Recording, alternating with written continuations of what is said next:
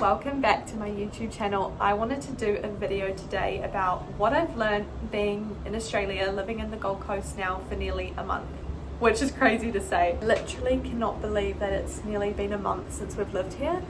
And if you're on the fence about moving to the Gold Coast or Australia in general and you just want some advice, I highly recommend watching this video. Get a pen, get some paper and write this stuff down because it's important. So I'm going to start off with this video telling you the reason why we moved here. It definitely wasn't an easy decision. We didn't just decide, yeah, let's just move countries, let's just move our whole life away. It wasn't like that. My partner and I have always been spontaneous and we've always wanted to just venture out and go explore.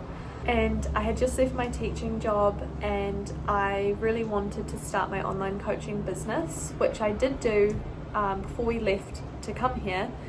So I've already built up a clientele, but I knew it was a really good opportunity for me to start somewhere new in a new country, starting my online coaching business. It's exactly what I've done. I'm really enjoying it so far, and it's been a really cool opportunity to feel uncomfortable in an environment that I'm not familiar with. Both really enjoyed traveling and exploring, and I think Australia obviously is only a 3-hour flight away. It is scary, but it's not as scary because I know that I could literally catch a flight home right now if I wanted to. Obviously I know it's a bit expensive at the moment, but I could if I needed to. So I know we're not too far from home, and I think it was a really good opportunity for us to still do something scary, but also being aware that we are very close to home, and Australia is a lot like New Zealand. It's just bigger and better. Maybe not as beautiful as New Zealand, but no, it is pretty cool here.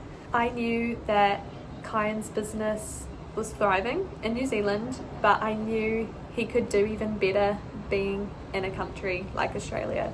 Here obviously the fitness scenes are pretty crazy, the gyms here are insane, and it's a really good way for both of us to grow and be out of our comfort zone. So yeah, we chose to move. Honestly, it is really cool here.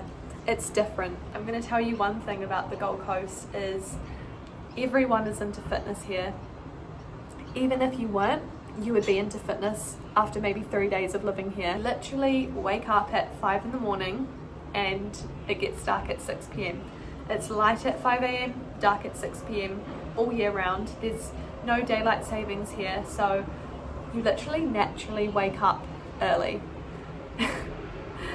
As crazy as it sounds, you just get in the rhythm of it and you get so invested in the fitness scene. Like, we wake up so early and we go on a beach walk in the morning and everyone's running, everyone's walking their dogs, the sunrise is beautiful and it's literally a dream. The weather here is really nice, it's so warm, it's so sunny. You notice your mood like 10 times happier because it's just such beautiful weather. I can't imagine what it's like in the summer because it's already so hot and it's April. I'm going to tell you all the things that I wish I knew coming here. I just want you to know that Kyan and I absolutely know no one in the Gold Coast, so we were literally on our own here. Didn't know anyone. Number one, and this is trying to find a place to live. You will hear everyone telling you that it's impossible to find a place to live in the Gold Coast. I actually think that is complete bull. We did believe that though at first, so we were applying for places to live when we were living in New Zealand, knowing we were literally going to the Gold Coast on March 21st.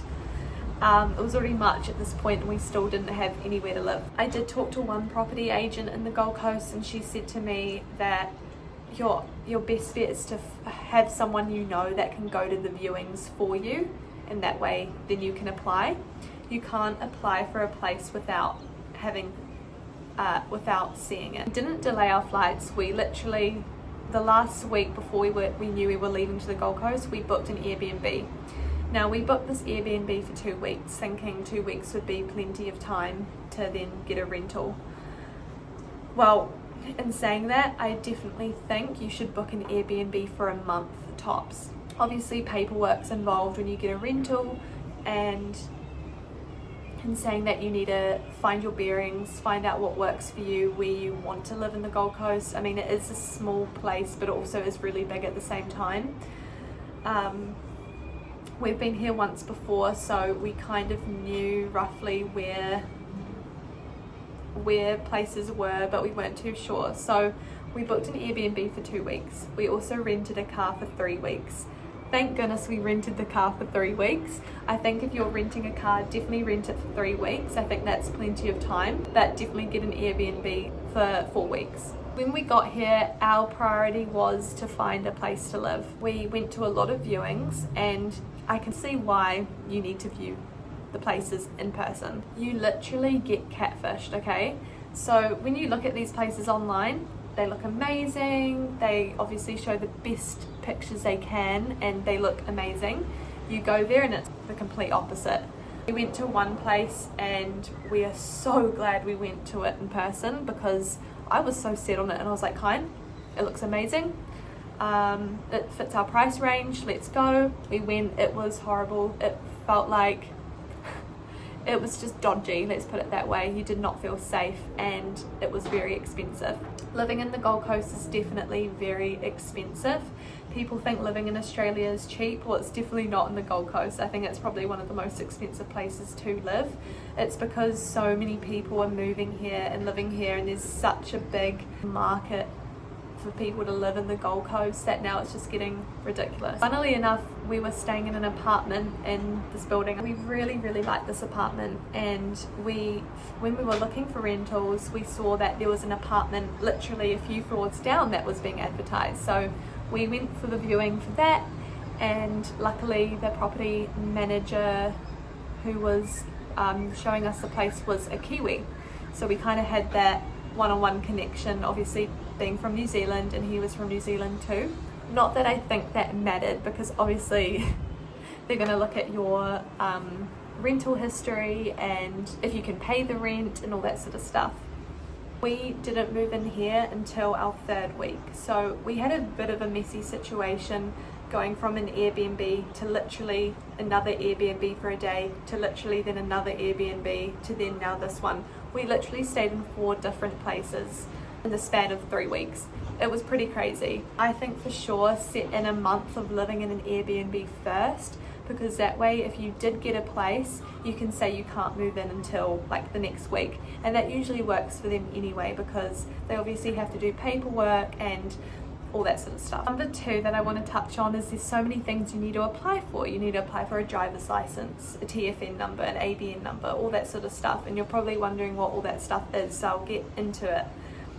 So if you want a car, which you most likely will want a car when you move here, you need to get your bank account set up first. So that was our number 1 priority, was to set up our bank account number.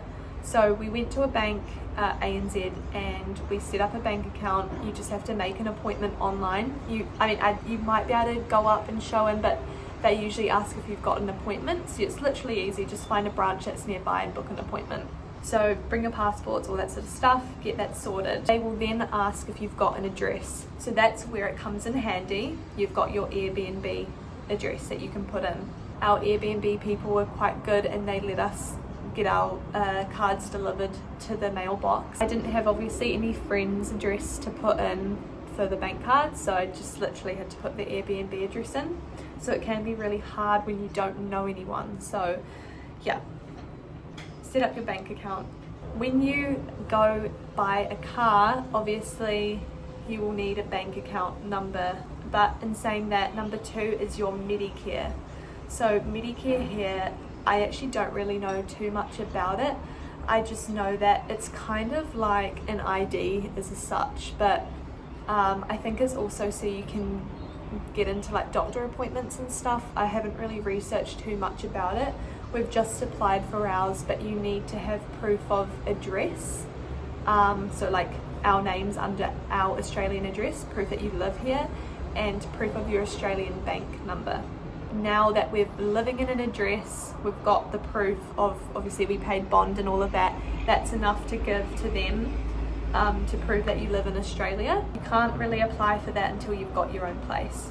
So I wouldn't stress too much about that, but just make sure you apply for it when you've got your own place. You then have to apply for your tax file number, and this will, excuse the sirens, this will also require you to show proof of address.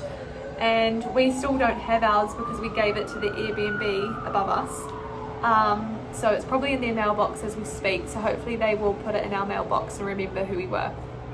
So that's cool. Tax file number is literally, you just need to have one. I think even if you're self-employed like ourselves, or just anyone has to have a tax file number, you have to pay $80, but that's all. Next is your driver's license. Now this is a bit confusing because we don't actually have our Australian driver's license yet. You don't need one. We actually got turned away saying we don't need our driver's license from the Queensland government transport place literally yesterday, but in saying that, we will be getting ours, and I do want my license. But we bought a car from a car dealership, very reliable car dealership, not a dodgy one, very reliable. They told us you need to get a CSN number from the Queensland government transport agency place. It's like where you go to get your driver's license. So we went there, and the car dealership guy said to us that if you go get your driver's licenses, they will give you the CSN number. So we said that, and she said, are you buying a car? We said, we've bought a car, but we need a CSN number. And she goes, no, you don't. You need to have your car first until I can give you the CSN number. And I said, well, we've heard different things. It was a messy situation. Very messy to say the least, and we ended up getting the CSN number, but it took a lot of determination.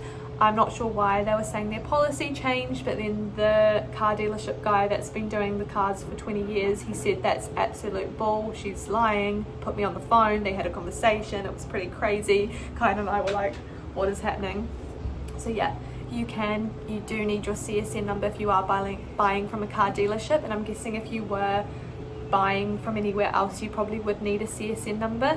To require or to get a CSN number, you need your Aussie bank account, like your card, to show that you have an Australian bank account card. You need proof of address, so we've got that, and what else? Your passport. So yeah, we had all of that, which is cool, and proof that we've bought the car. Maybe there's an easier way to go about that, I'm not sure, but that's literally what we experienced. So I would hate for someone else to experience what we did, because we had to Uber there and then we got pushed away saying, no, we can't give you the CSN number, and then we literally would have had to Uber back and we wouldn't have got our car that we bought. Luckily Kyan stood his base and we got the number, and thanks to the car dealership guy, he helped us out too on the phone when we were there. So we did end up getting the number, but it could have been a different story and we wouldn't have got it, but we did. In a way, I wish we got our licenses, because then we would have got that CSN number. I think if you've got your license, then you always have that CSN number.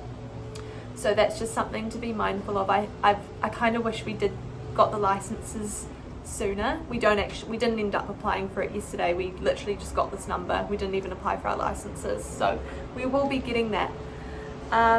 If you've got your own business, like Kyan and I do, we need to apply for an Australian business number, which we will be doing. Obviously, there's a lot of admin that goes into moving, and we're very aware of that, and we've nearly got down to it, but yeah.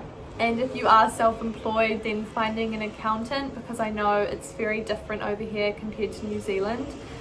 We just literally searched up really good accountants in the Gold Coast and found one that we're talking to, and she's really lovely, so that's great. I had a few questions, and it was more like, how much money should we have to like move countries? And if I'm being completely honest, I really relied on selling my car in New Zealand to be able to set myself up for Australia, living here. So you have to pay bond and you have to pay rent up front, which we could do because we got our bond back from our previous place in New Zealand, and we had money saved, and I managed to sell my car before we came here, literally 2 days before we moved here, so that was really, really helpful. I wanted to say that cars here are very expensive compared to New Zealand. My car that I sold in New Zealand, I got 8.5k for it. If I was selling that here, I probably would have got 15,000 for it. So there's a huge difference in the market here for selling cars, and yeah, what you pay for cars. It's unfortunate, but it is what it is. We went to a car dealership called the Gold Coast Car Warehouse. They had really good reviews. We went there, their cars, we wanted a car under $10,000. We managed to buy a car for 7.5 AUD, which is like 9,000 New Zealand. It does add up, but luckily Kyan and I could go halves and we've got a car now. Well, we don't yet, we pick it up. We pick it up tomorrow. We probably do want a car. It's definitely not necessary. There's trams here, walking distance to shops, but I think for us, we definitely want a car because the gym for us is about 20 minutes away. Gyms here are insane, and I'm just gonna say that straight. They are literally insane, and when you come here and go to a really cool gym and then you go to New Zealand, it's very different. The gyms here are just like top level. They're amazing. Food here too is literally amazing. There are so many options. They've got Yochi here, which is like a yogurt bowl place. I feel like I've been missing out this whole time. It's so good. You just fill it up with all these toppings. It's amazing. Food here is very much the same as New Zealand price wise. Like if you're going to a supermarket, clothes are literally the same. Like nothing there really changes. I really hope this video helps someone that is maybe considering going to Australia, moving there. Obviously as a New Zealand citizen it is a bit easier as we don't have to apply for a visa and there's not so much paperwork that goes into it. But if you are a Kiwi wanting to move to Australia, this is something that I hope will help you and benefit you for your move. And we've had a great experience so far, and we definitely feel settled in now that we've moved into our apartment, and we feel like this was literally a blessing because this was when we moved into our Airbnb for the first 2 weeks, we wanted to live in that Airbnb, we wanted to live in that apartment, and then we literally got the apartment 3 floors down. And it's very much the same. We also got furnished. We got a furnished apartment. It is a bit more expensive, but then it also saved us the hassle of having to buy a fridge, a washing machine, a dryer. All of that stuff adds up, and for us it honestly just was easier to not to get a furnished than an unfurnished. I think if we got an unfurnished place we would have been feeling very stressed, and especially when you don't have your parents here. Mom, can you help us set up the desk? Dad, can you help us lift this in? Like we didn't have anyone here, and also half that stuff, I know you can get it delivered, but that all costs a lot of money, and quite frankly I would rather get settled in quickly and not have to worry about furniture. The furniture we did buy was obviously, we went to Kmart for most things. We had to buy Kyan a really good desk and an office chair. Nearly lost our relationship having to put all of that together. It was very stressful. Yeah, we obviously had to buy like a duvet, towels, pillows, all that stuff. It does add up, so I definitely recommend having money set aside for those expenses. I'd say we've probably spent around $1,000 to 1.5k like setting up.